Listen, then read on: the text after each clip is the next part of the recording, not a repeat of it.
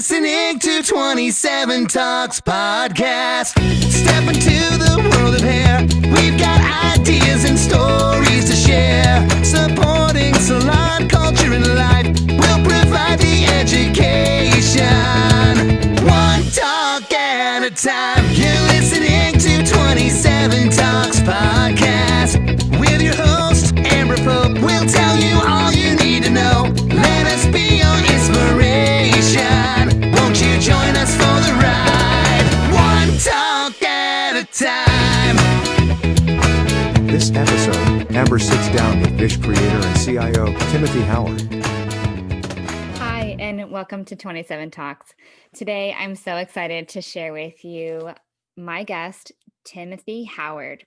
Tim is the Chief Innovation Officer of Vish. If you don't know what Vish is, it is a color waste management solutions. I actually, as a salon owner, have Vish in full operation in my salon, and I cannot wait to share with all of you what it is, what it does, what it can do to better our industry, and equally get to know Tim along our conversational journey. He himself has been behind the chair for many years, also a salon owner, also a platform artist. So he really marries the creative aspect of what we do behind the chair and what salon life really looks like and what those needs are and some of those needs that were not being met into the creation of this incredible tech that helps us with productivity. I can tell you there's going to be so much amazing information to glean from this episode. I can't wait for you to listen in and for us to share with you all. Thanks so much. Enjoy. Today, I'm so excited to have somebody who actually has a role in my own salon, and I'm overjoyed to be able to share what he and the company he is a part of. Tim Howard, thank you so much for joining us and being a part of sharing on this topic of technologies in the salon space and you coming at us from Vish. I would love to hear all about that. Hi and welcome. Great. Hi, how are you? Nice to see you. Nice to Thank see you so much for having me. Thank you Thank so you so much. much. I'm excited to be here. Yes. Well, I want to just talk a little bit about who you are first, and then I want to get into like what's this thing called Vish and what is that all about and why is it amazing for our industry? But who are you? So I guess first and foremost, I'm a hairdresser. I started my career when I was, I think, 18 or 19 years old.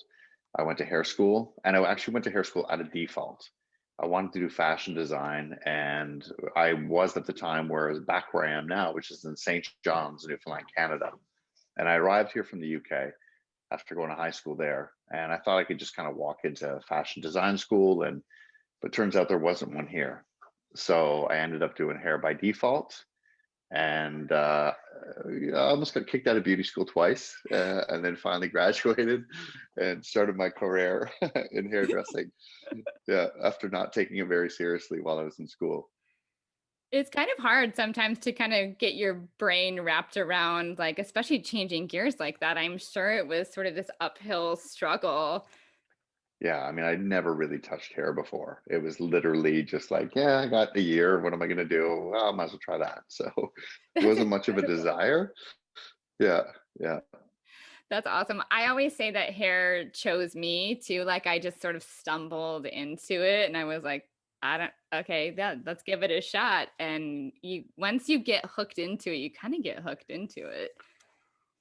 Well, it took me a little bit longer, really. I spent probably, my first experience ever when I was 12 years old, and my grandmother cut my grandfather's hair, and he didn't want her to do it anymore. So he said, "You're doing it." So it took me so long, he fell asleep. And then I ran away because I had patches all over his head where there was bald spots. So that was my first indicator that maybe maybe this is something I shouldn't do. But anyway, I didn't pay attention then. I kept going, and then years later. So the first few years was really about, as everybody knows who does hair, the first few years you're just sort of trial and error, kind of bluffing it more than anything else, being intimidated by what you don't know. And then I, just being a male hairdresser, ended up getting recruited and working at some of the great salons where I lived, which was way beyond my skill set, way more than what it should have been. Or should have been. I shouldn't necessarily have had the positions that I did based on my skill. But anyway, I did it and then worked in a few salons. And then at the age of 23, foolishly opened up my first salon. And yeah, and took it at 23 years old and was successful in spite of my lack of experience. So it was a bit of a crash course.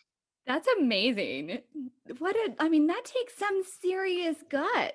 That's incredible. Stupidity or stupid.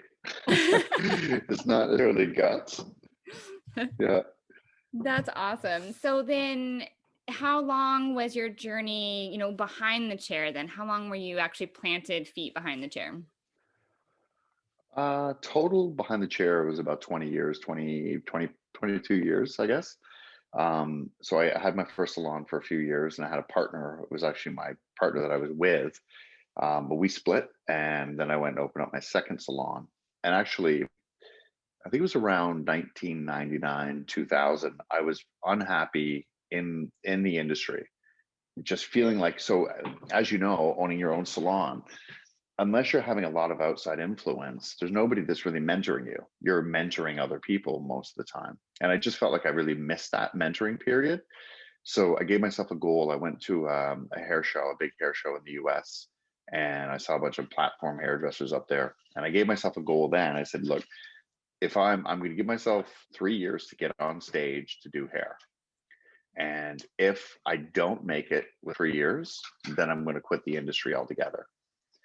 And within 10 months, I was up on stage doing hair and then ended up doing that for about 15 years, traveling around the US and Canada, a little bit overseas as well.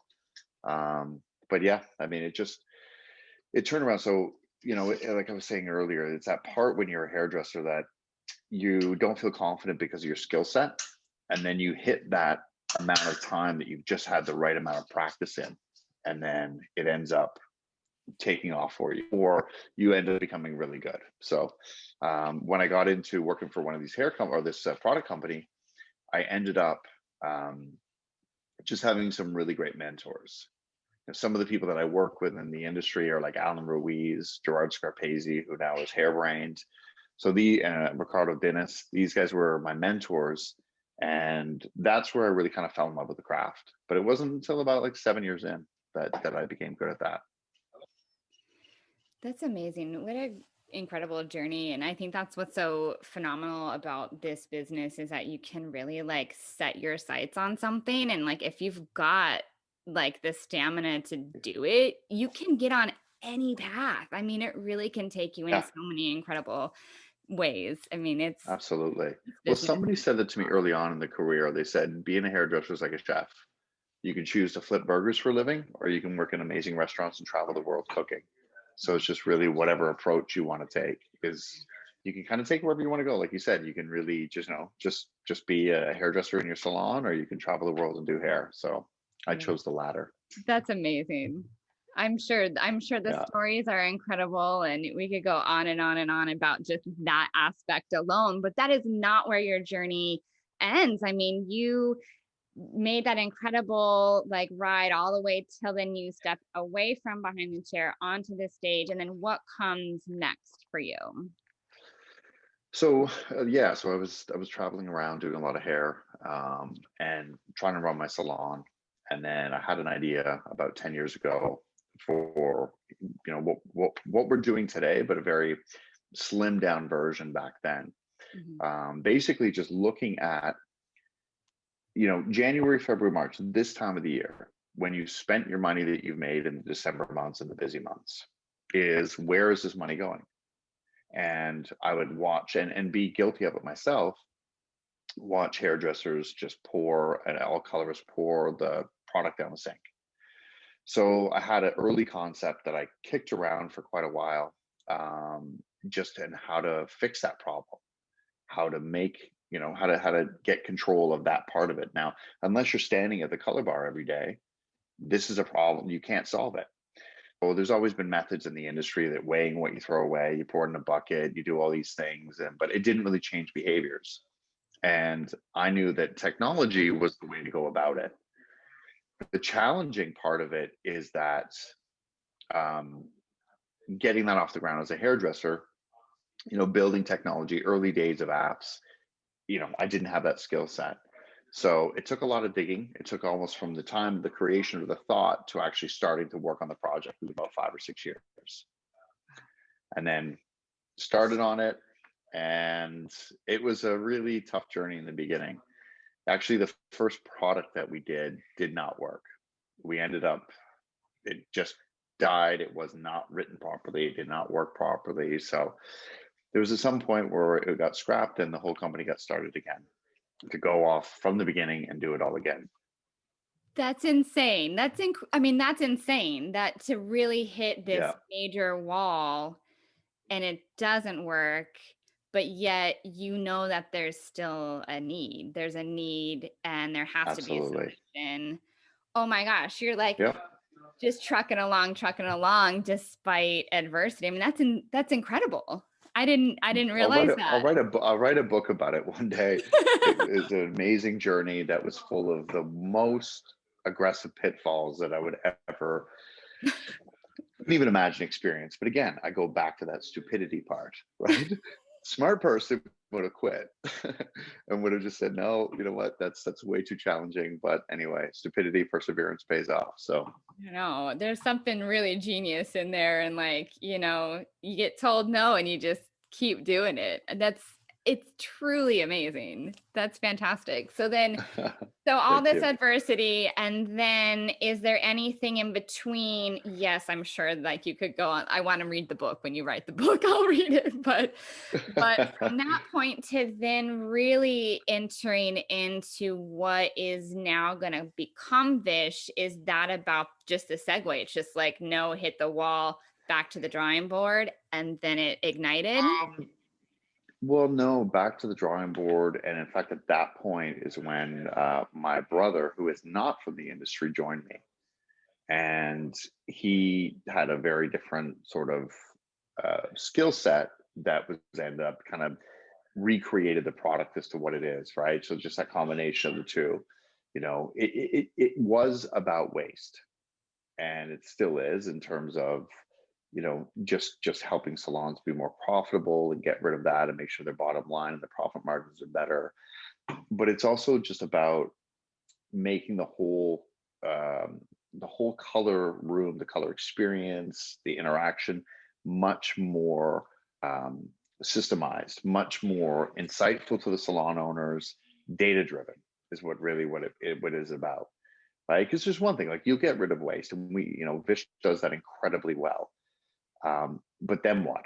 What is the next thing? It can't just be about that. So it's really about the data. It's really about the inventory and just how to maximize the whole business from end to end. It truly covers so much more than, my first interaction and meeting, Vish as a company was actually through our mutual friends at Forest, and getting a chance Right. to be in Philadelphia and get a chance to see what the potential of this company was. That was like, here, just let's have your email and then we're going to give you some tutorial. And I was like, okay, well, I'll check it out. And then I really just got the email and pushed it through to Chet, who is, as most everybody knows, is co-owner of Salon 27 with me. And he's the data-driven guy, right? So he reads the email, it clicks with him and sees, oh my gosh, this is a solution to a problem that we've been having. I want to know more. And then enter in us working together. But at this point, how long has Vish to date been a company? We're coming up on about 2.5 year mark, 2.5. I think maybe in April it would be 3 years since the new product was launched, and there's been many iterations since then. A lot of improvements, a lot of things that are getting added all the time. But it's been about 2.5, 3 years now.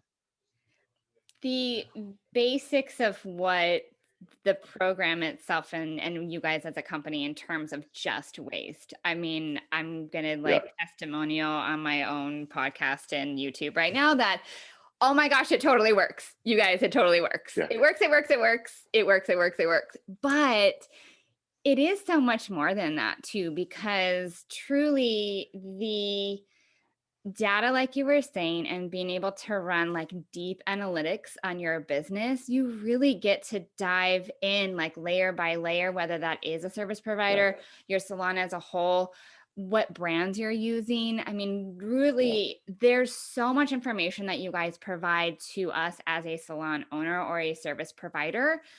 It's next level, absolutely next level. So just to kind of break down kind of in a nutshell, yes, we talk about waste and we talk about color waste, but share with us a little bit more of breaking it down of what Vish can provide. What we do? Yeah. So, like you were saying, I mean, it's not just about the waste, but that's a large component of it.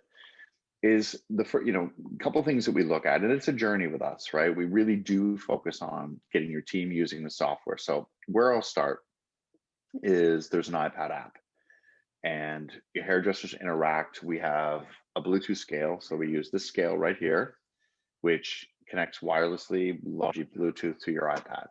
And instead of just mixing color, historically, as we all know, what was happening before was you were recording, you were weighing stuff, taking product out, and then everything around that, you were using a manual process to record it and to track it.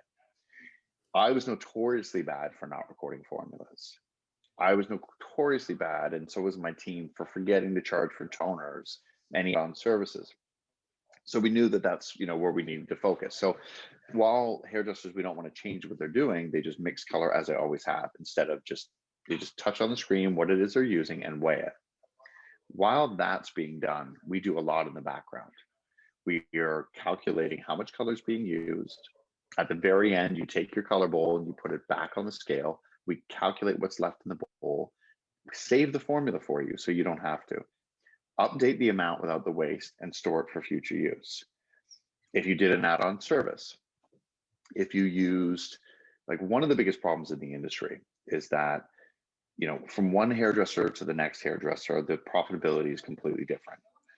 If I am a hairdresser who is more heavy-handed, or my client has a lot more hair, they come in every 4 weeks for 8 weeks. And sorry, I'm rambling, but that is one of the areas that is obvious. If you have a customer that comes in every 4 weeks, and you have a customer that comes in every 8 weeks, and it's the same highlight service, they are charged exactly the same, but they are, there's a lot more color that's used between those amounts. So we have what's called Vish Front Desk, and we have a digital ticket that basically takes the information that was done on the service, pushes it to the front desk, and gives an updated bill. So if you added an extra $5 worth of color, if you added an extra service, it's calculated and it updates the price for your guests. Because that's where salons are losing money, is they're not charging accurately for all the services that they're doing. So we do that. And then all that information then feeds into our dashboard, and which gives you detailed analytics on each service that you're doing, but also on every employee. As we eliminate the waste, there's still another area of waste that goes on, and that's just an over application of color. So we're able to give insight into the people who are just simply over applying, and then that gives you the coaching ability to have a conversation, maybe plan education, and bring that down as well, so they're only what they need every time. Hopefully. And then, sorry, the final piece is that we are also counting your inventory as you work. So no more do you have to go and stock take everything that you've used, manually write it down. That is available to you in real time. The real-time component of it, I have to say, and that is with the inventory as well as that dashboard, it is from user feedback on this, and I'll just sharing from my perspective of using Vish daily for all of my service providers and for the salon as a whole. I love that it is real time and I can see what's happening on that ticket with every single one of my team members with every single one of the services that are happening in the salon. And I think that component, when we first started with Vish, we were working towards getting that up there on the dashboard. It is phenomenal. It's amazing. It's been a game changer for us. So what's great about it, for level of reasons, but our team, as we're doing our consulting with our clients and we're talking about estimations of costs, if we're doing a big project, we can really give that real-time data right back to the client, as well as sharing, service providers sharing to me where they're at with a big service, and even with smaller services too, like, hey, you know what, we're going to have to go back in, we're adding another bowl. And instead of just being like that flat, we're adding another bowl charge, you're really honed in on what are you truly using. So you're equally not nickel and diming your client, but you're also just using or charging for what the use is and what you need. Yeah, precisely. And well, the biggest one that makes sense is sort of that everybody can get the value from that right away, or put their heads around, is when you're doing a color correction, you have a flat fee for the service, but one color correction could end up using, hundreds of grams of color. And I know historically, salons don't necessarily have in place what to charge per service for the bleach, for the toners, for all that, when there's an excessive amount. So we make sure that calculation is done and is easily accessed and easily charged to the customer. And the customer appreciates it as well. Because like you said, those flat fees that some people charge, but other people don't. In my salon, some people would charge for it. And then if they saw a different hairdresser and that person didn't charge, then there's a discrepancy between the services, and the experience is positive. Yeah. Yeah. And I think too, you were talking about even just that real time of it storing the formula as well, of the guest. We're very communal in our space. And just as you mentioned, going from one service provider to another, what's so great about our organization is that people often kind of flow around from people, because they're comfortable with us as a salon family.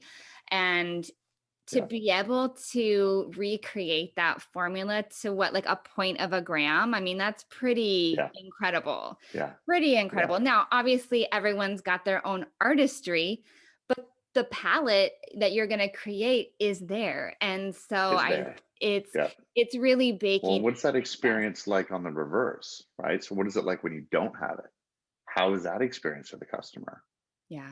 It's terrible. Right? They have to make it up. I mean, the amount of redos that happen because of that. So, absolutely. I mean, it's just, if you're doing things manually, it just makes sense that there's technology that will replace it, that you can automate all those processes. Yeah.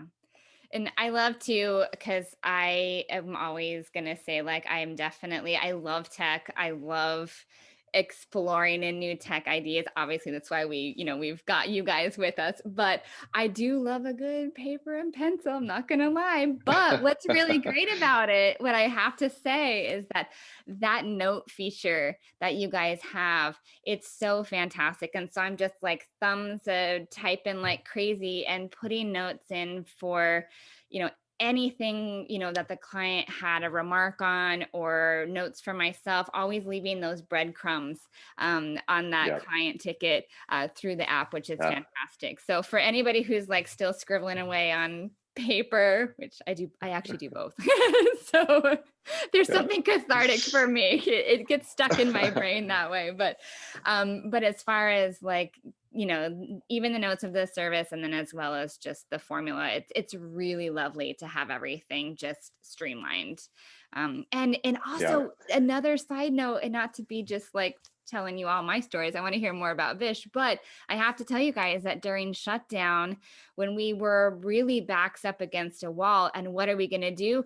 The iPad, the scale, my entire color bar, and then gloves, bowls, and brushes that were all new we had purchased, all came home. I had an entire setup in my garage where I was weighing out formulas and then just direct shipping root retouches to all of our clients. And that is because I had everyone's formula stored on the iPad in the cloud, ready to go at my fingertips.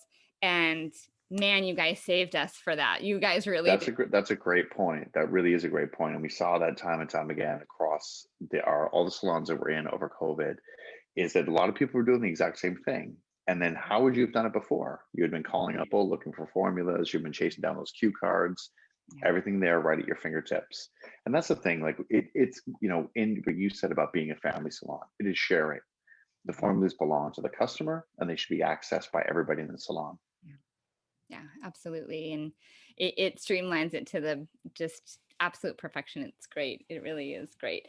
You guys Great. have had Thank you. quite an amazing year. I received an email and just kind of talking about what we did together, so to speak, as your organization as a Yeah. whole. And if it's okay, I'd like to just share a little bit. Please We do. can talk more about it as well, but just as your community of colorists and salon owners, that you guys had a hand in saving, I mean, it's almost, what is it, $1.8 1.8. million? I mean, seriously, that's incredible. Yeah, and we're going to do more. I mean, that's just with the group that we have. So, that number will just continue to grow in the savings. Yeah. And I mean, just think about it, how much is being thrown away? How much is just being wasted? So, we have a range that we know is about 25 to 40%, depending on the salons that we're in. It's just being thrown away.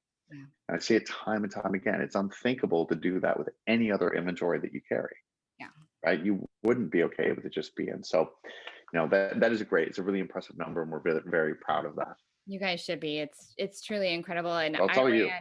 I ran like some quick numbers on myself, and I was able to show that on social media over this last few days, and just alone what I did as a service provider myself, but as our team in the salon as a whole. I mean, we cranked out a lot of grams of color this year, and you guys had a huge hand in helping us. And, I think anything new in terms of procedural into the salon can be quite a daunting task, but like you guys are there every step of the way to hold hands, to be able to share, and really get this new technology fully integrated into whatever our culture is.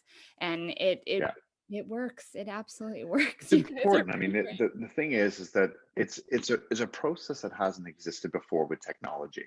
Mhm. So unlike other pieces of software, right? If you use Instagram, you kind of know how to use Facebook, you kind of know how to use TikTok. We're sort of the first point of reference.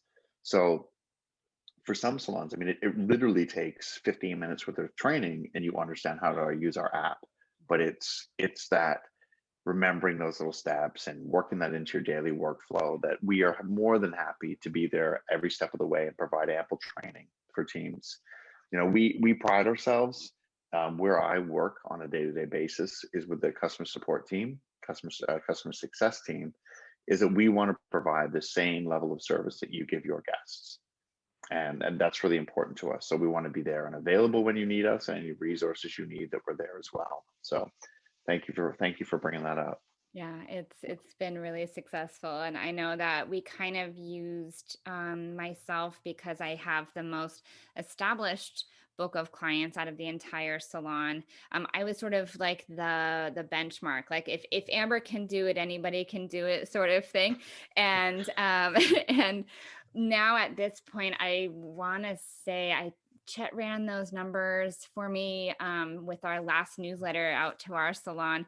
And I think we had my waste alone is under 10 cents per service, which is, I mean, seriously, that's amazing. That's like the residue on the bowl, and that's it. And there's nothing that's more satisfying than, my fellow teammate showing me like their empty bowl and holding it up and like it did, like there's nothing left, it was perfect, so we celebrate in those victories as well, because That's pretty amazing. I mean, I come across salons all the time and individuals who are wasting $4 and $5 per service.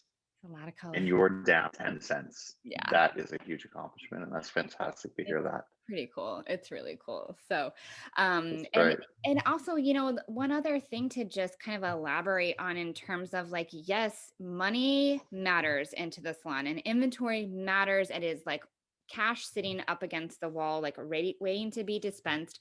And if it's going down the drain, that is horrible because you're just like throwing money out the window. Yes, we all know that. Yeah. But the other side of it is I feel this shift that's beginning to happen with some momentum for conscientiousness of our environment in our salon space Yep. as well. And that's truly like one, we all know that as you dump the color down the drain, the basics, it's going to clog your drain and it's going to make your sink Yeah. not flow right, and it's terrible, and you hate calling the plumber out to have to like snake it. Okay, there's that. Yeah. But what's happening on the other side of Yeah. that? I mean, that's the best case scenario, right? That is a best case scenario. It's in our water, in our landfills. So it's great that companies like Green Circle exist, so that they're going to recycle this color. They're going to take care of it the proper way. But what's even better is shipping less of that color. Totally. Right? It just has a massive impact, and it's not just in. You're absolutely right. You know, it's just about the salon saving money. It's not. It's about the environment. But then there's the other side of it too, which is it's about the hairdresser. And if we can capture 1 or 2 services a day that you historically would have forgotten to charge, how does that impact your life? Absolutely. How much does that matter to you? That could be a car payment every month. Right. So giving that transparency, making the customer's bill consistent from visit to visit so that their experience is great and you make more money, that's a big win. And also, you know, the creativity is there. So we make sure that the app looks and feels great so that your creativity is not stifled. There's no barriers, do whatever you need to do, but streamline your workflow. Because writing down those formulas, remembering the notes, like you said, and then at some point, hopefully they end up being manually typed in the computer. It's just taking time away that you want to spend with your guests where you're building that relationship and making money. So that's why, you know, Vish is great at that, and that it just does all that for you simply while you're mixing color. And then finally, like counting inventory. How long does that take every week? How long does it take and how accurate is it? How often do you run a color? So we want to make sure that that doesn't happen anymore. Yeah. Yeah, it's made that Right. huge impact for us for inventory wise as well. It really does streamline so much. And what if someone is going to ask you a question of like, well, I cover in the salon, I actually have a lot of different brands. Like, how is that Yep. addressed? Yep. So yeah, we work along all the color lines. Every color line that's out there, we have that inventory in our database. So whether you use 2 or 3 products of that color line and then half of that color line or the entire line, we can customize it. The one thing that's we really focus on is that customization. What does your menu look like? How is your color lines? What do you use? So that it's not just a blank approach. We spend a lot of time with the salons understanding how your business operates, and we tailor Vish to your business instead of the other way around. Yeah, that's awesome. We share with our clients too, just so you know, as well. It's our favorite thing to be like, oh, we're going to mix up your color. And they love as they're Yeah. walking by the color bar, they get to see it. You know, of all of our lines are there, but they get Yeah. to see the interaction of us like actually dispensing it on the scale. And it feels really special Well, for them too. well, that's really important because if you think now, like during, okay, so we come back from COVID, and yep, you were doing what you were doing, which was servicing your customers by mailing out hair color to them. But how many of those customers would then go to a drugstore and they would buy their color and they would do it themselves? By having a color bar that looks modern, has, you know, equipment like Vish, an iPad, a scale on there, and they can watch you do it, they understand that there's a lot more to it than going just picking out a box of color and plunking it on your head. They see how much thought and effort and education and talent goes into it. So I think it's really important, and the color bar should be celebrated, right? It should be part of the whole service, a whole experience. Absolutely. It's such a focal point in our salon, and you know, we have it tidy and it looks sleek and it looks beautiful, and it's just a good place to go and create. But it's just something, like you said, it should be celebrated. And I think that's very true. Very, very true. So, well, what do you think is going to be next? Well, either for Vish, if you want to kind of give us any 2021 updates, or Okay. just at the salon industry as a whole in terms of tech and tech innovation. Yeah, I mean, for us, you know, the next thing we'll be coming out with is a app for your phone, because currently it's on the iPad. But we know that if we put the app on the phone, then there's a lot more that can be done. that you can do things on your phone for that client, for that mixing that you're not having time to do on the color bar because other people need to use it. So that's sort of the next big thing that we're going to be launching is just that ability so that you can do more work, create your palette on your phone, play with formulas. I'm little sneak. I want to do some technique mappers so that there's more detail into what you do and that you can be sitting at your station or in the back room or at home and you can really customize and work your work that you're doing in the salon.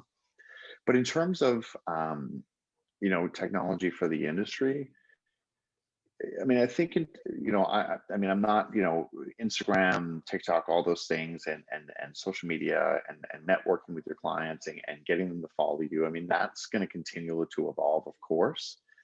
But I think you're going to see a big difference in the way inventory is managed, and you're going to see that it should be easier for salons. Salons are still having to, like I said, count. I hear still there are salons that are faxing in or scanning or sending photographs of their color order, is making that an automated process. As you're using that, why shouldn't you get alerts that you're running out of something? That should be, and that's what we're really focused on, is just making life easier for salons and more profitable for salons. I think that's what we need, especially in times where things can be so complicated. Obviously, we saw that with this past year and all of the, rings of fire that we had to jump through to just get everyday life happening in the Yep. salon. It is an eye-opening journey that we all had of time matters. And yes, you can onboard new procedures because we all did it with PPE. We've all done it with just communicate and in the chair or from behind the chair and in the salon safety. But yet taking that all to the next level with those systems that we have in place, we are capable of doing it. But at the same time, with the idea that it will save us time, it will save us financially, and it will make more productivity as a whole. Well, I mean, if you think about it, I mean, what a curveball thrown at is that you still have to be profitable, keep your doors open at 50% capacity. Yeah. Right? We've never faced that before. So in order to do that, you have to be cost saving. You have to be able to adjust the way that you do it every day. So I think, I mean, I'm not great at giving predictions, but the industry itself is changing. And we're going to have a time because obviously, unfortunately, there's a lot of salons that have closed and are continue to close because they can't manage. So I think, our industry is going to change better, and we're going to be focusing on our bottom line a lot more. We're going to focus on running a more efficient, great experience, but also more profitable salons. Yeah, we have to, and we're strong. We can do it. We can do it all together and with great resources like, you've provided for us as well. So it's great. It's funny. I know we had been sort of casually chatting about, the tech as it's going to continue to move forward. But, this idea that, some of us are a little bit less reluctant. And I think that, you had mentioned, how the everyday tech that we're doing as stylists and in the salon space, anyway, we do it, right? You were mentioning with social media and stuff like that. So I think it's not a far stretch to say that we can even push it further than that when you say. It has to be enjoyable though. That is the thing. There has to be that desire. It can't just be a tool that you use because you need to. People don't use Excel because it's fun. They use Excel because it's a necessary tool. And I would say Chet probably would disagree with you on that. I think he's, Chet thinks it's fun. I should rephrase that. I don't. I do not. I think as hairdressers, most hairdressers don't feel that way. So, technology has to have a purpose that isn't just a time sucker or isn't just a tool that you have to use. It's got to be enjoyable. You have to like using it. And what we were talking about earlier was just the TikTok, the Instagram, the Facebook, and filters on photos. And it's amazing how we are so skilled at those things, but are hesitant to pick up new technology as well. Our industry, I mean, when I first, my first salon went from paper appointment book into a digital appointment book, it was mutiny. I mean, people were ready to quit. There was fights in the salon every day. Just like, it's not that big of a leap, but it's just that desire and that willingness. So one thing that we really focused on is making the app enjoyable to use. It's creative, it's bright, the interface is beautiful, and hairdressers love using it. So it is very intuitive in the way that it's now in its current state. It is very easy to use. I think that we all kind of just like jump right in and put it into action, and it's really great. I have to share with you this other thing though that it came to mind right before we started, our chat today. But I look back at when we onboarded with Vish. I want to say it's almost 2 years. I think it's been almost 2 years, if memory yep, serves. Who yep. knows? We lost a whole year. I have no idea how long. I have no concept of time anymore. But I think it's been about 2 years. And it dawned on me as I was preparing to set up this recording, and I just record through Zoom. But I thought, oh my gosh, my very first Zoom ever was with you, that I had to put Is it. that right? Your first It ever? was when we did our like onboarding with you. We were all huddled around my one laptop as a salon team talking with you. And I kept thinking, this is the hardest platform to use. Like, how do people do this all the time? And now you fast forward, and here we're fully integrated Yep, as happily as a Vish salon. We have so many yep. other like tech advancements in the salon space. And now today I use Zoom like weekly for these It's things. It's crazy. But incredible. that's necessity though, Yep. right? Is Yep. that during COVID, we had no choice. The only way we're going to meet with people, have meetings, do things and connect with people is through that. I mean, it's a young company and they have skyrocketed. So, that just furthers the point that I'm making, is that, Yes. there is that level that if you need to use it, you learn it inside and out. Yeah. Well, it's That's come hilarious. full So circle for me. we should So do a thank bleep. you. I really think at Vish we should do a blooper reel of Zoom interactions, because it would be we'd have like a full length movie of just experiences that we've had trying to connect people via Zoom, especially early days.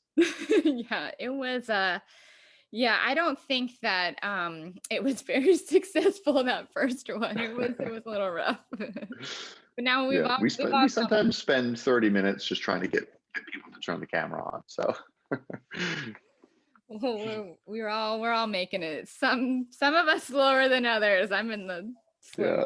category at times. So, well, I want to ask you a couple fun questions Okay, about you if you're game for this. I'm 100% game. Cool. Okay, so what do you love most about the salon industry? uh hmm. The community, really. Yeah. It's it like I've been doing this, like I said, so probably about 25 years now. And the people that I connected with early on are dearest, closest friends for life. And it's that sharing that we have within each other. I think locally sometimes we get a bit competitive with another salon, but as a whole, as an industry, I think we're very sharing, very caring, and very loving to each other, and very supportive of each other. It's, I go to these events that I haven't seen people in years and years and years, and they're just embracing. I do. I really, and the education, sorry, sharing and the education is that I think that I had the stigma years ago about being a hairdresser and not going to university and doing that. But the amount of education that we do, the amount that we are always moving forward and educating ourselves, I'm very proud of that. And I want more hairdressers to be proud of that, not feel like it's doing something lesser by being a hairdresser, because we have massive impact on people every day. And it's, you got to be pretty smart to be a hairdresser. So I couldn't agree more. Absolutely. Absolutely. And our bit of a community long answer. so tight. No, it's so, but I love that. I love those like feel good questions, because I think it truly is amazing, the community of stylists and salon owners collectively, brands that partner with us all. I mean, in this past year, it really showed what we're made of, and I think that's Yep. phenomenal. Yep. Phenomenal. Okay, so your best moment of 2020, there was a lot of rough goes, but what was positive for you?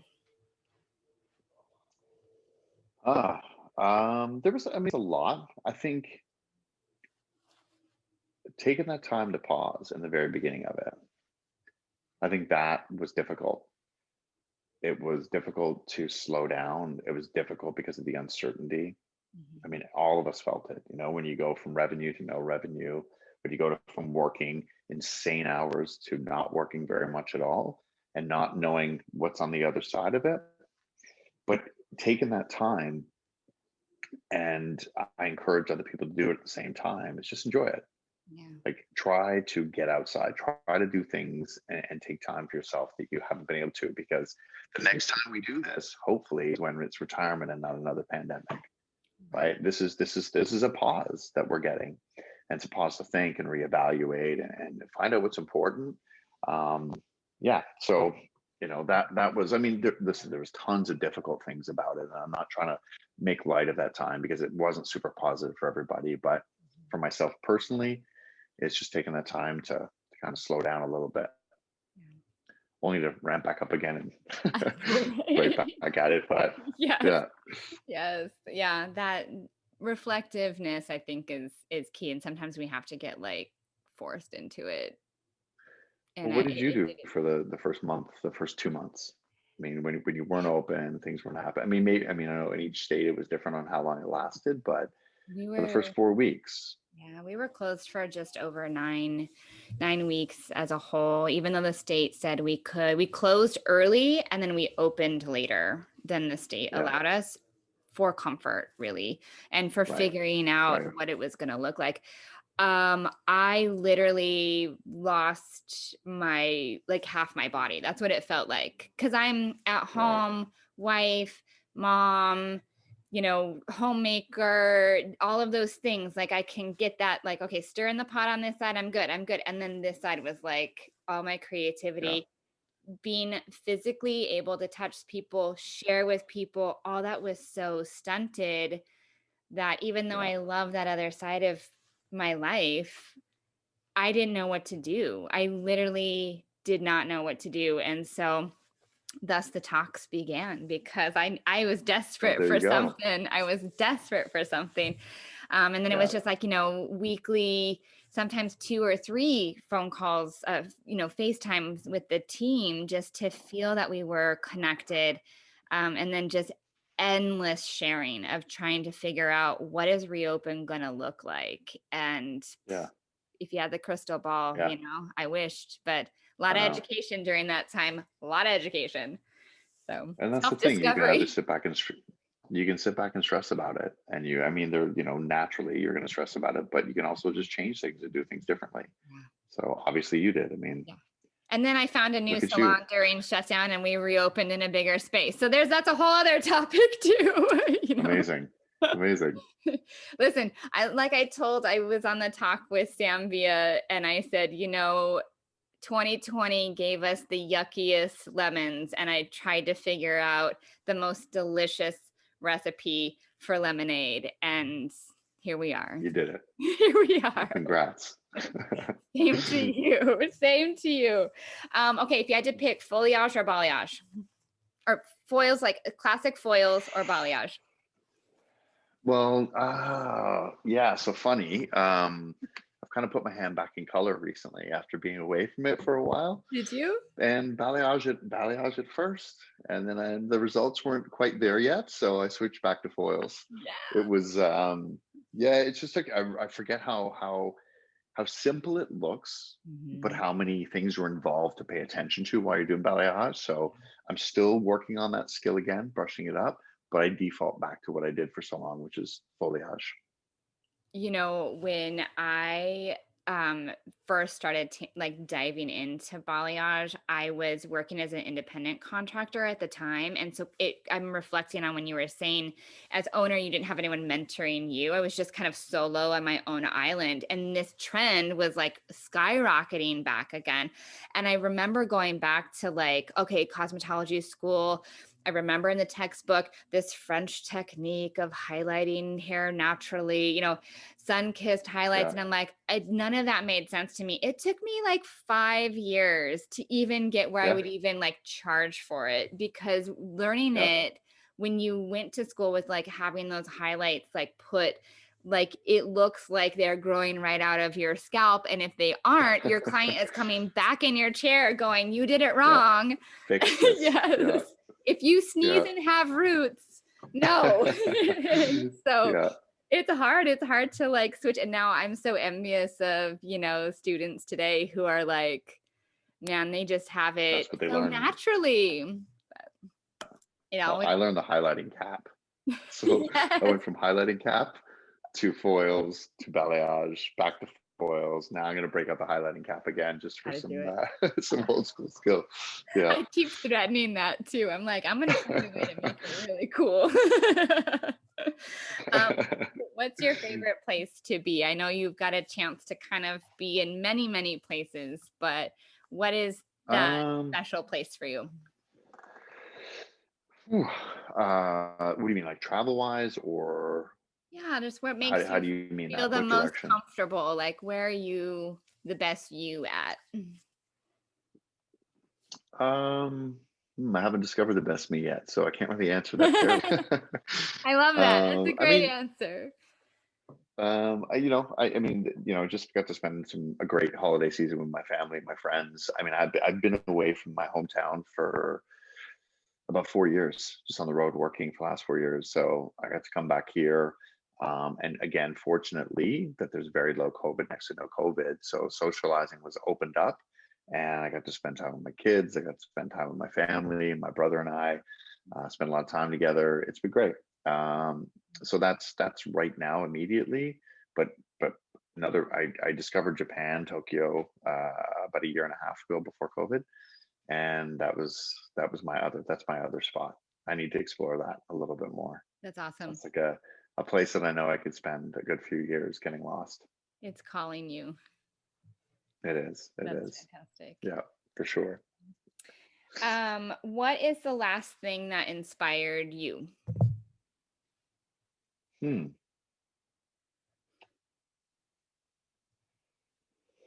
Wow. That's really, when I wrote these, I was feeling deep, apparently. Yeah, no, these are good questions. These are really good questions. I think good design. That's a constant for me, right? Always discovering something that is just really well designed that I can really get wowed by. So it could be anything from, a well-designed, Bluetooth scale that looks really great and is perfectly made, and it's just, to a beautiful building or a great interior space or a new tool that I've come across. That's usually what really gets my wheels turning. It's like that is having something and then thinking about what if. How do you reimagine it, or how do you repurpose its original intent and make it even better? That's a constant. And I'm sure at every turn you can land eyes on something and it like just triggers you in that good. Yeah, but it seems to come in waves. And of course, and then music as well, right? Like, just something that just is like it, and that new favorite song, or I'm old school. So it's that album, I'm still into like listening from 1 to 12 in succession every time. So yeah, that's the other area for me. That's awesome. Yeah, I'm the same. I do like it in its entirety. And then if I get interrupted in it, I'm like, no, I gotta like start again.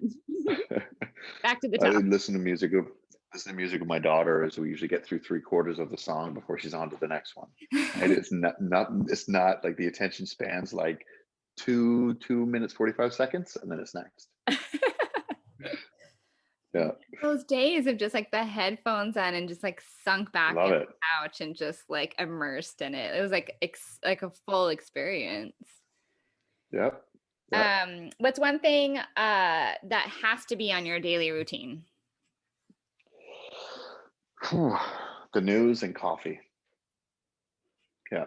Like first thing, like digest my first 15 minutes, kind of find out what's going on Hmm. while drinking coffee, and then it's on to whatever's in front of me for the day. But that's a must have. Do you use like a drip, a Keurig, a press? Like Usually a pour over, mostly yeah. a pour over. Yeah. And more at home now, but typically used to be going out to my favorite coffee shop and getting a cappuccino. That is like, the way to start the day. I long for that again. Oh, We I can do know. some good coffee Yeah. at home, but there's something about that experience, the whole room Yeah. smells I'm a like it and people buzzing around. And Yeah, it is pretty great. I can't wait for that again. one day soon. So what is the final question is, what is your hope for this year that we're in for 2021? I hope that we get to connect with people again. I hope we get to be in people's spaces again. I hope we get like just, I don't think life's ever going to return to normal, but I think that the new normal is better than the old normal. Yeah. That is my hope. Yeah. I want to get up in people's faces. I want to have like the longest, most uncomfortable hugs. It's be great.